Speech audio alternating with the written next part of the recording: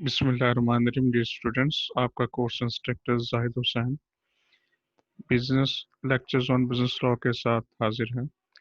आज के इस लेक्चर में हम बिजनेस लॉ से रेलेवेंट जो क्विजेस हैं उनको प्रिपेयर करने का मेथड और उनको सॉल्व करने का जो मेथड है क्विज आंसर शीट में, वो हम डिस्कस करेंगे।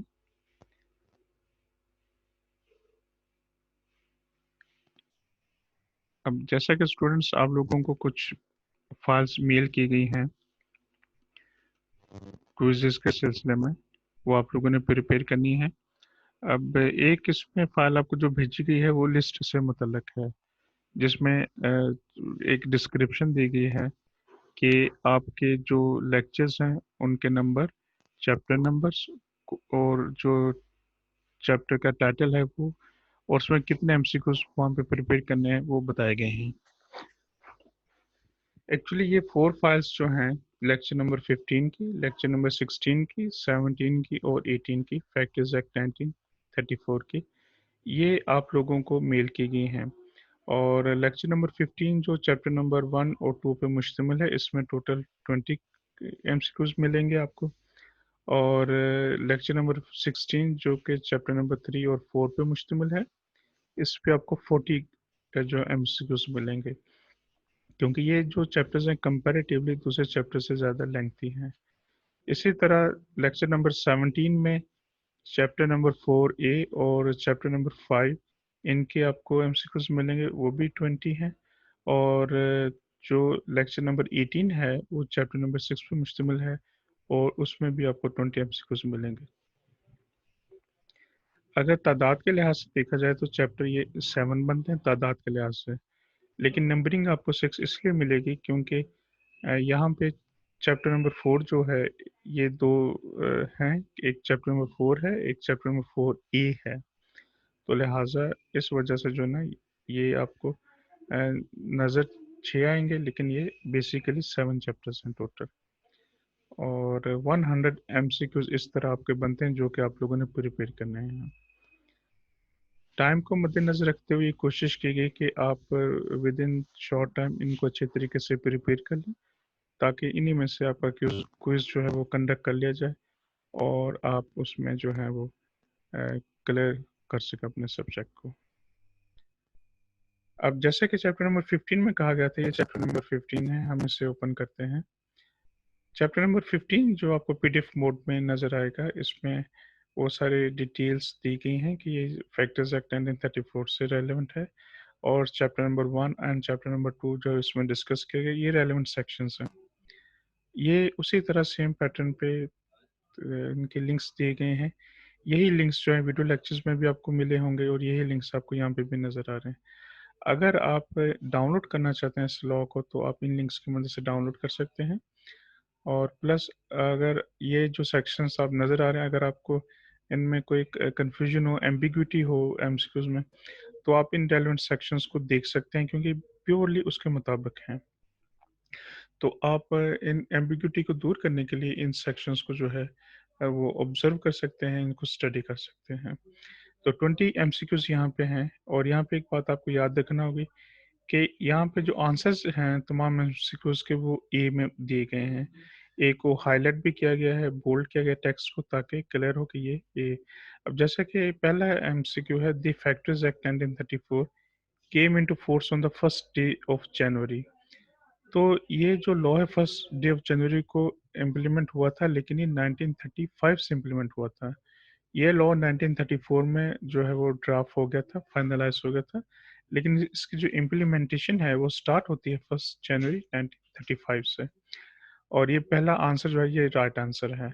इसी तरह सेकंड जो एमसीक्यू है, the factors act 1934 extends to the whole of, इसका आंसर पाकिस्तान है। ए में जो है ये पाकिस्तान आपको नजर आ रहा है। तो इसका बेसिक पर्पस ये है कि आपको आंसर सर्च करने में मुश्किल ना हो और आप इसको फौरी तौर पे याद कर सकें।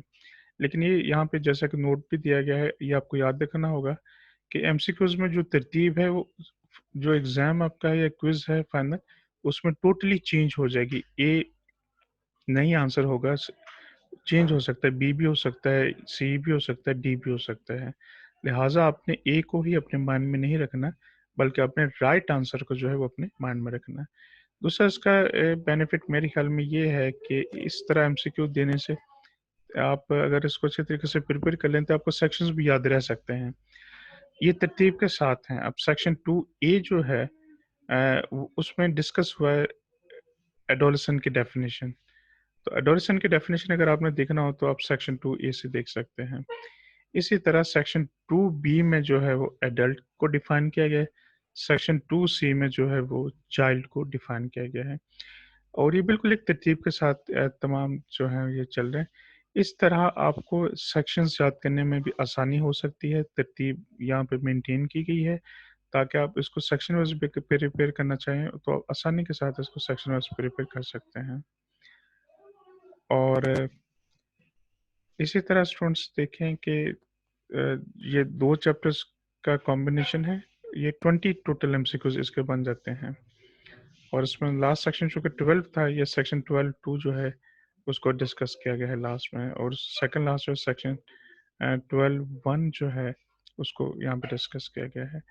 तो इसको अगर आप पढ़ेंगे तो मेरे ख्याल में जो एक चैप्टर 1 एंड 2 की एक जिस्ट है, इसकी जो एक समरी है, आप इसको प्योरली लीगल सेंस में याद करने में आपको बड़ी आसानी हो सकती है। एक तो आपके एमसीक्यू तैयार हो जाएँगे, आपका क्विज़ आप कंडक्ट करेंगे, और थिर्डली ये है कि आपके जो है लॉ पे एक इस हद तक जो है वो ग्रिप हो सकती है, अगर आप इसको प्रॉपर मैनर में प्रिपेयर कर लें। तो स्टूडेंट्स ये है चैप्टर नंबर 15।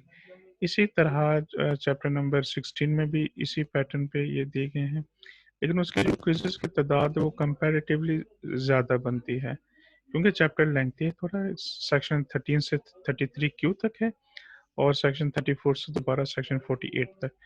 तो ये चूँकि चैप्टर लेंथी था, लिहाज़ा इसमें 40 जो हैं ये आपको एमसीक्यूज़ मिलेंगे। इसमें भी वही सेम तरीक़ाकार है, उसी तरीक़ाकार से आपने इसको प्रिपेयर करना है, याद रखना है। और चैप्टर नंबर 17 भी उसी तरह है। तो इसमें भी वही इंस्ट्रक्शंस दी गई हैं। उसी तरह 4 ऑप्शंस होंगे आपके पास, उनमें से आपने एक ऑप्शन जो है वो सिलेक्ट करना होगा। लेकिन आपकी सहूलत के लिए यहाँ पे जो ऑप्शन ए है, उसमें राइट आंसर दिया गया है।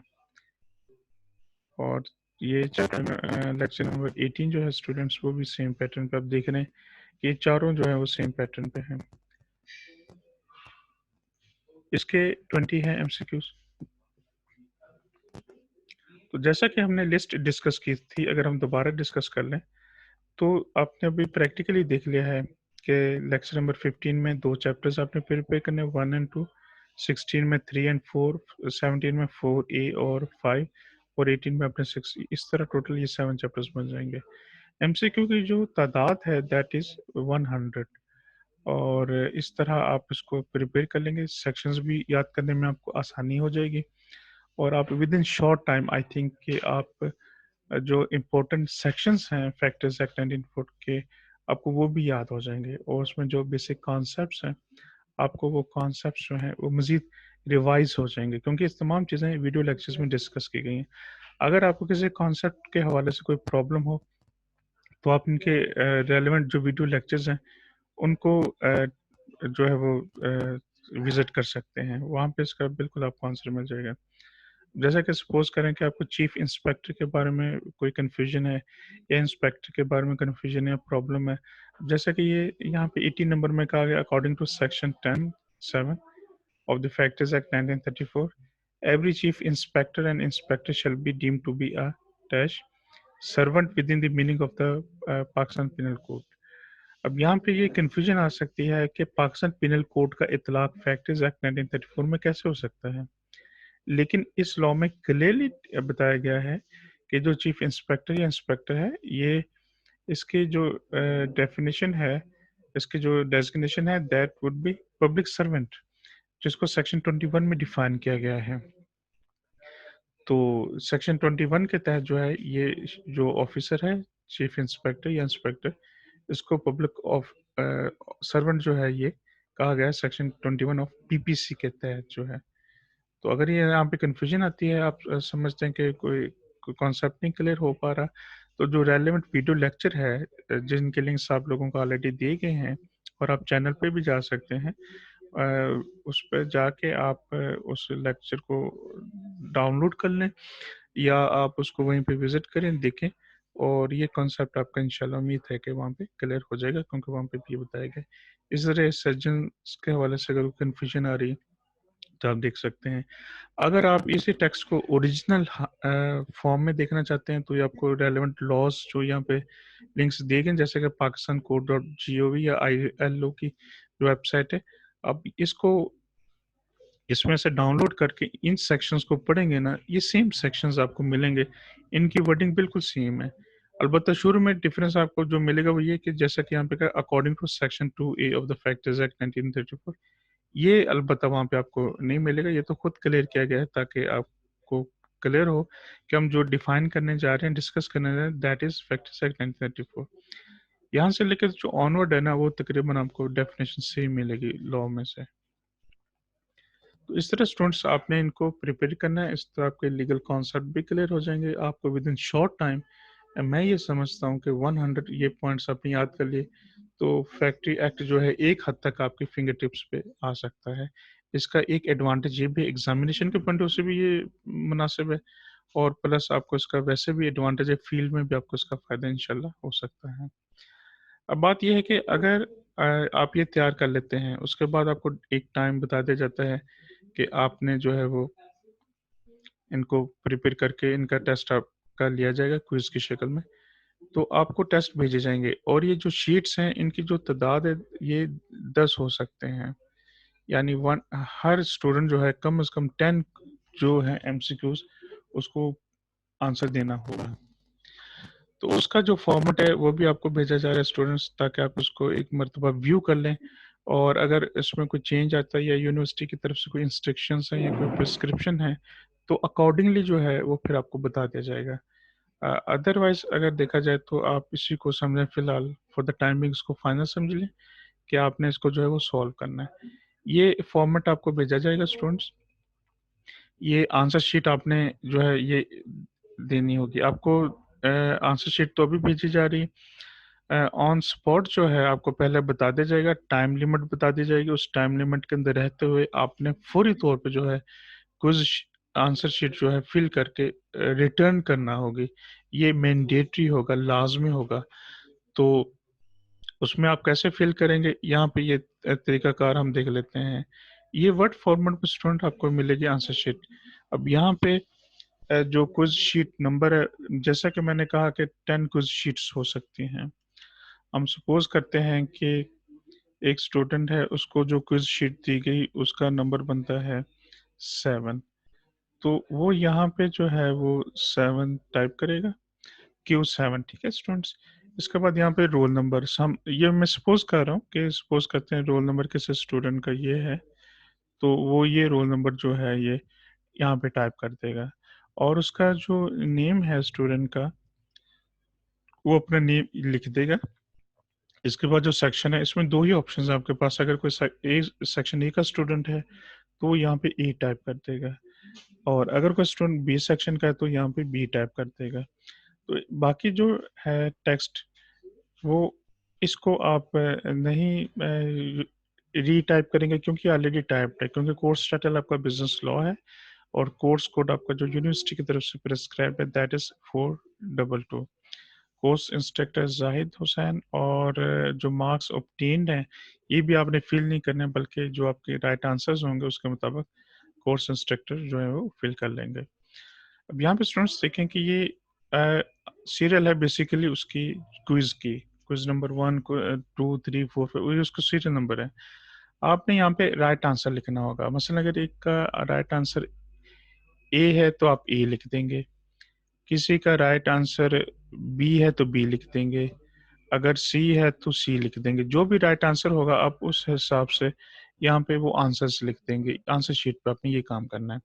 इसके अलावा आपने कोई आंसर नहीं लिखने, बल्कि सिर्फ नंबर यहाँ पे लिख देना, जैसा कि यहाँ पे कहा गया। अगर इसका आंसर डी का हम सपोज करते हैं 4 का चीफ इंस्पेक्टर है, आपने चीफ इंस्पेक्टर नहीं लिखना है।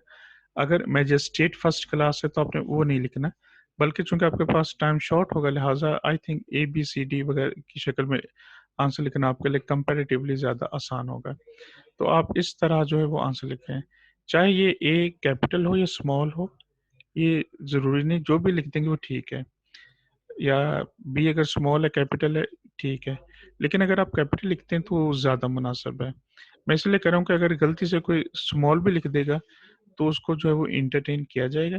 लेकिन बेहतर ये है कि आप कोशिश करें प्लीज़ कि कैपिटल में लिखें। ये ज़्यादा मुनासिब है।